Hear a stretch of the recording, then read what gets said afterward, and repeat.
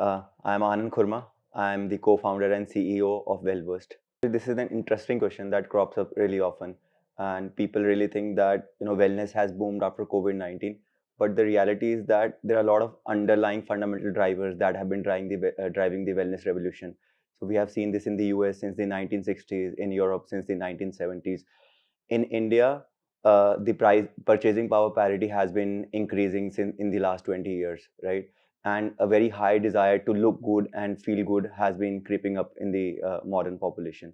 This clubbed with the fact that most of the purchasing pattern moved online due to COVID-19 saw a culmination of purchasing high amount of wellness commodities online. So I think uh, COVID has definitely caused a shift, but the underlying drivers have been there since the last 20 years. And globally, we are seeing a CAGR of 20% in the wellness industry.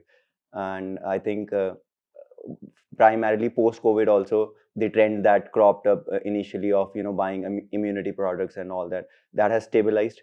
Uh, and now we see a lot of purchasing happening in the feel good, look good kind of categories. So wellness market, is a conglomeration of a lot of different categories. You have functional food and supplements, you have personal care and beauty, you have things like mental wellness, and even wellness real estate. So when we combine all these 11 to 12 categories, we have a global market of around $5 trillion, right? And India particularly contributes very less to this market. So for example, if functional food and supplements is a $1 trillion market globally, India contributes only 4 billion of that, right? And similarly for personal care and beauty, the global market is 1 trillion, India contributes 35 to 40 billion dollars, although much larger than functional food and supplements, but still very low contribution to the global economy. So even though our contribution as a country is very low to the wellness market, the CAGR at which this is increasing in India is much higher. I would say 1.5 times of CAGR of the global economy. So like I mentioned previously, wellness is primarily driven by two key desires, desire to look good and desire to feel good.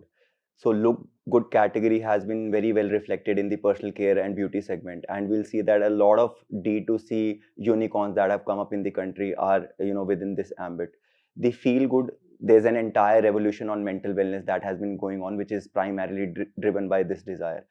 But the fundamental problem of the wellness domain is that it's highly unregulated, and there is no constraint on any body or any company to make certain kind of claims. Also, although there are people who are coming up with certain kind of advertising guidelines and things like that, it's still hyper unregulated, unlike healthcare, which is hyper regulated, the kind of claims you can make.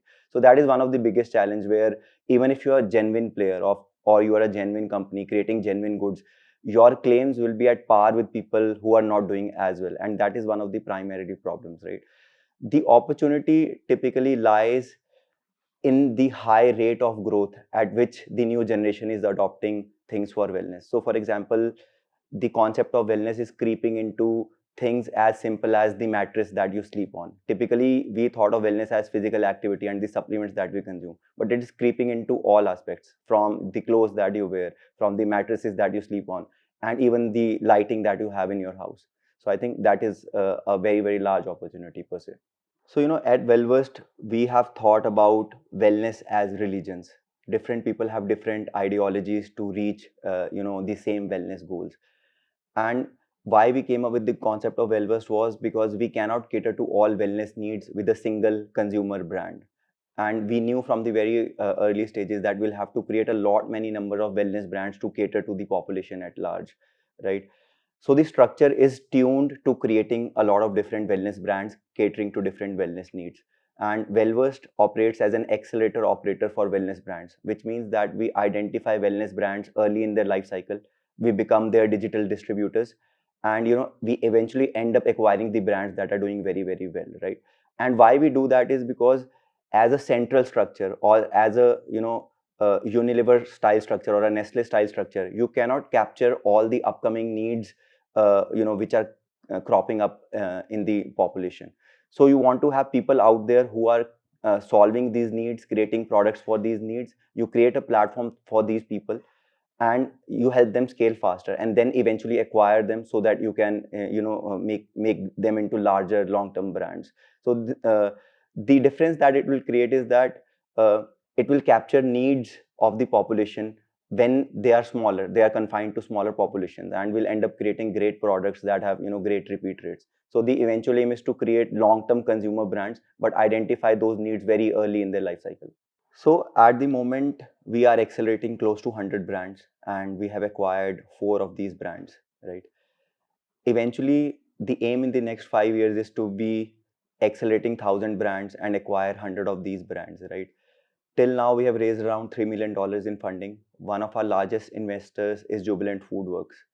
As an organization, we excel at digital distribution, which means we are capable of distributing brands through all the online channels like Amazon, Flipkart, Nykaa, Myntra. We excel at that. But through our partnership with Jubilant, we are creating a very strong network of offline distribution. And as and when certain brands reach certain revenue scale, they'll be distributed offline as well. Along with this, we are creating international partnerships, which means that we are setting up teams in US, Europe, that will help us distribute these specific brands, throughout other geographies as well.